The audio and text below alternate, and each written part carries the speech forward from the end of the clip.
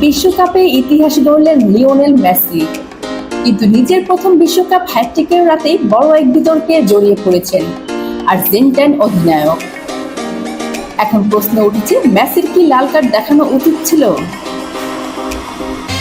আলজেরিয়ার বিপক্ষে ৩-০ গোলের জয়ে ৩টি গোল করে বিশ্বকাপ ক্যারিয়ারের প্রথম হ্যাটট্রিক পূর্ণ করেন মেসি। তবে ম্যাচের প্রথমার্ধে আলজেরিয়ার অধিনায়ক আইসাম মান্দিরকে পিছন থেকে করা একটি ট্র্যাকল নিয়ে শুরু হয়েছে তুমুল আলোচনা। রিপ্লেতে দেখা যায় মেসির বুকের স্টাড মান্দিরের কাপ ও অ্যাকিলিস টেন্ডনের আঘাত করে। রেফারি ফাউলের বাঁশি বাজালেও কোনো কার্ড দেখাননি। এমনকি ভিআরও ঘটনাটিকে লাল কার্ডের মতো গুরুতর ফাউল হিসেবে বিবেচনা করেনি। তবে ইএসপিএন এর বিশ্লেষক আলেহান্দ্রো মরেনো সহ অনেক বিশেষজ্ঞের মতে এটি ছিল সরাসরি লাল কার্ডের মতো একটি বিপজ্জনক ট্র্যাকল। সামাজিক যোগাযোগ মাধ্যমে অনেক সমর্থন প্রশ্ন তুলেছেন, অন্য কোনো খেলোয়াড় হলে কি এই সিদ্ধান্ত নেওয়া হতো?